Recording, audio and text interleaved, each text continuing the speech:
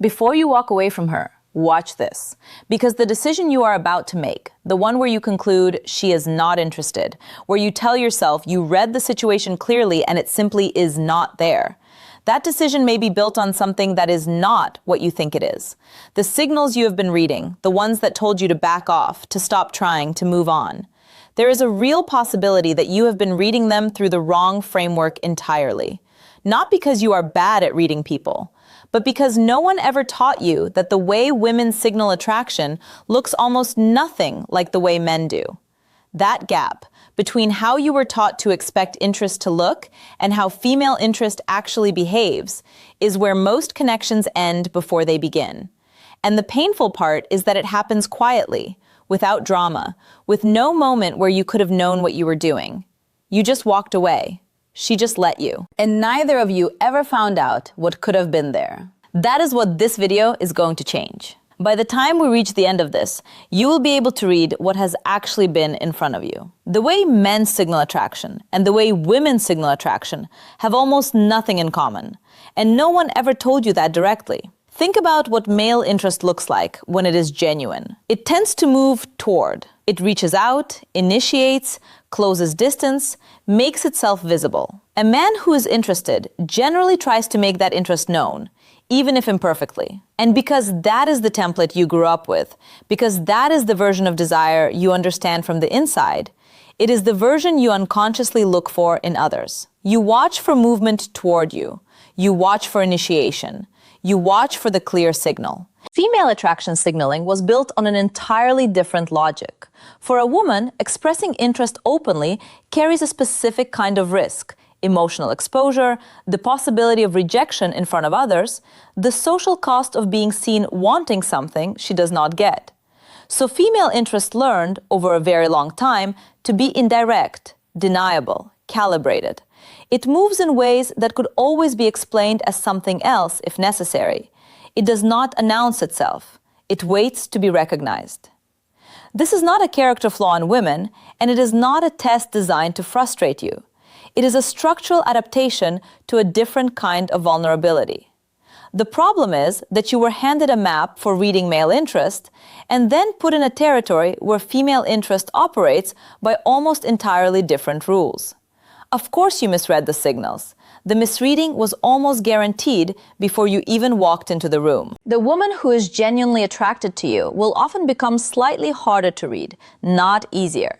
This is the first thing that almost always gets misread, and it is the one that stops more connections than any other. When a woman meets a man she finds genuinely interesting, not just pleasant, not just polite, but someone she's actually drawn to, something changes in how she monitors herself.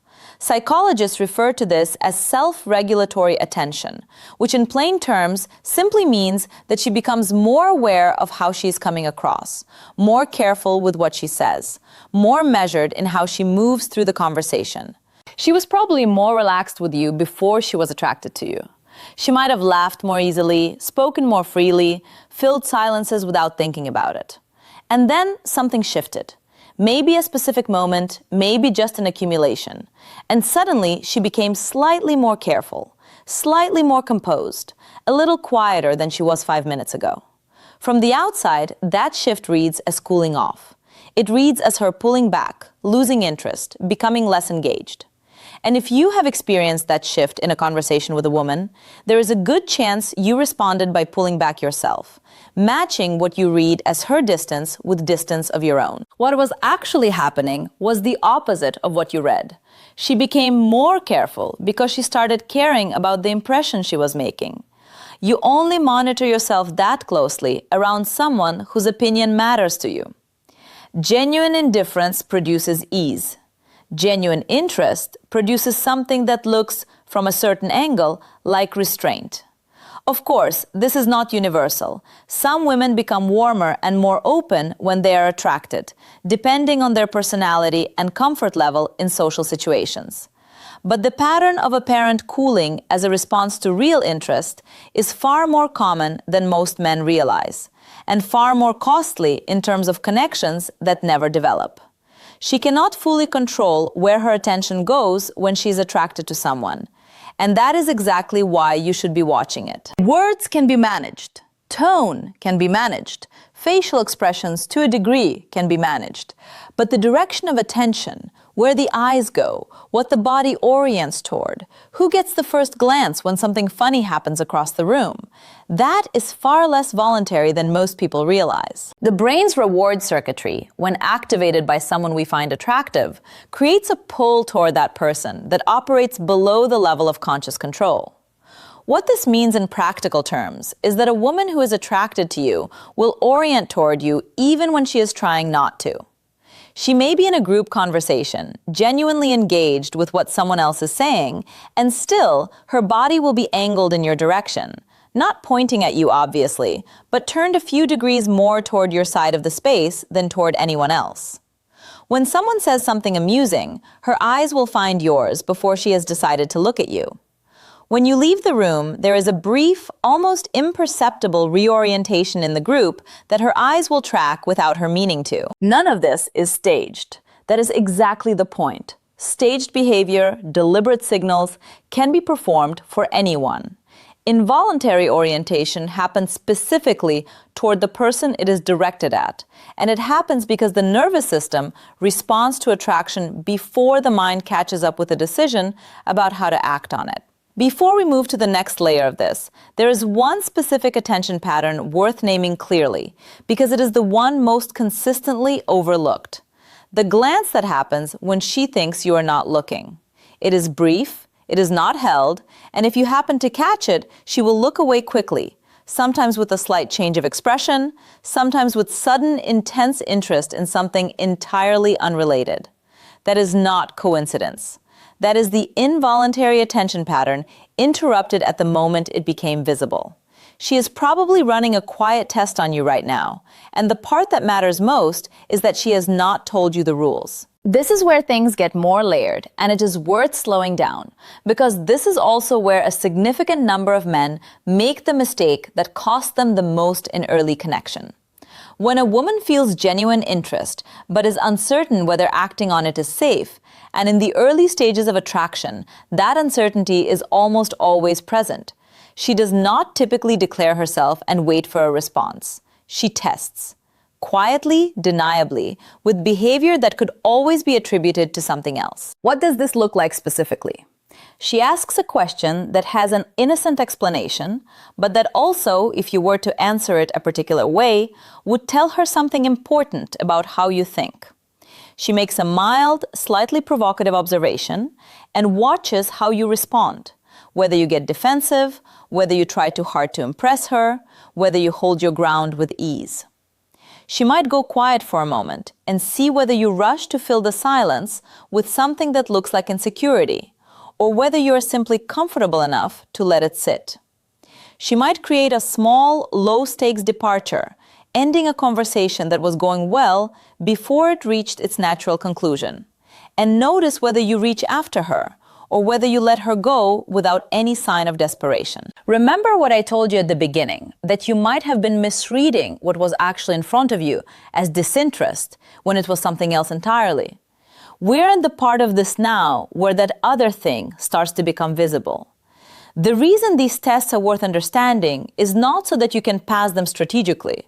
It is so that you stop failing them by accident.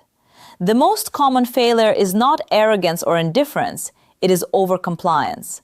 The man who agrees with everything she says, who pivots immediately to meet whatever she seems to want, who becomes slightly anxious when she introduces any ambiguity, that man is providing her with exactly the data she was testing for, and it is not data that moves things forward. What she is evaluating underneath all of it is whether you have a stable center, whether you exist as yourself regardless of her response, or whether your version of yourself shifts depending on how she seems to be receiving you.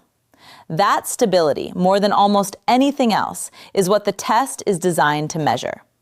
If her behavior toward you has been inconsistent, warm one day, distant the next, that pattern is not confusion. It is information.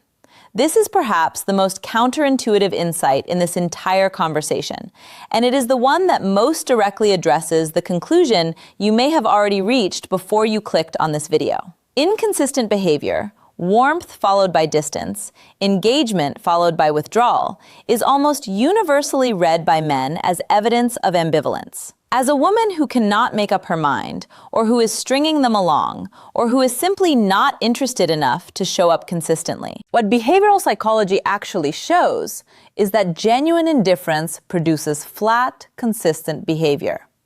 When a woman truly does not feel anything significant toward a man, her behavior around him does not fluctuate much. It is pleasant, perhaps, mildly friendly, stable. It does not spike, it does not dip.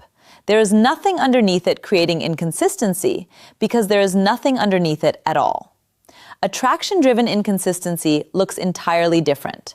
When a woman is drawn to someone but is managing the discomfort of that feeling, managing the exposure, the risk, the uncertainty of not knowing how it lands, her behavior becomes uneven. She moves toward and then retreats. She is warm in one encounter and measured in the next. She creates connection and then pulls back from it. Not because she decided against him, but because closeness activated the part of her that is afraid of what closeness costs. This is what psychologists call approach avoidance conflict, the simultaneous pull towards something desired and away from something feared, operating at the same time in the same person. It does not produce clarity. It produces the exact inconsistency you have been reading as a verdict. The mistake men make when they encounter this pattern is to respond to the distance, to treat the cold day as the real answer and the warm day as an anomaly, when the truth is usually the opposite. The warmth is the real signal, and the distance is the protection she built around it when it felt like too much. This is the part no one explains clearly, because it looks, from the outside, almost exactly like ordinary politeness. There is a specific window that opens when a woman has passed through curiosity and made an internal decision. She has decided she is interested, not declared it, not acted on it in any obvious way, but settled it quietly inside herself. And in that window, her behavior carries a set of markers that are so subtle, so easily explained away as general friendliness, that the man standing right in the middle of them almost never recognizes what they are. She extends a conversation that was reaching a natural ending point. Not dramatically, she does not suddenly change the subject or manufacture a reason to keep talking. She adds one more thing, asks one more question, offers one more detail about herself that she did not need to share. The conversation could have ended cleanly 30 seconds ago, and it did not, and she is the reason it did not. She references something specific from a previous conversation. Not as a grand gesture, just a small, casual mention. Something you said in passing that she remembered and brought back without being asked to. The detail she references is rarely significant on its own. But the fact that she held it, that she carried it from that conversation into this one, and found a way to return it to you, is everything. She creates a low-stakes reason for a next point of contact. A question she could have answered without you, a recommendation that required her to reach out, a reason that has just enough plausibility to not look like reaching, but that, if you traced it back, she manufactured because she wanted an excuse. These are not accidents. They are the quietest possible form of signal, built for deniability, designed to be gentle enough that if you do not respond to them, she can tell herself she never really reached out at all. They are the signals of someone who has decided something and is now watching to see whether you will meet her at that threshold. That is the window most men walk through without realizing it was ever open. Everything in this video connects to one underlying reality, and it is worth naming it plainly before we finish. Female interest does not advertise itself. It does not arrive as a clear declaration that removes all ambiguity and makes your next move obvious. It arrives as quietness, as inconsistency, as a glance that disappears the moment you catch it, as a question that seems casual, a conversation that runs a few minutes longer than it needed to, a detail from 3 weeks ago that she remembered and brought back as if by accident. The broader truth is this: the signals were almost always there. What was missing was the framework to read them correctly. And that is not a failure of perception, it is a failure of what you were taught to look for. You now have something you did not have before. Not a system, not a set of tricks, just a more accurate map of how this actually works. One that matches the territory you are actually moving through.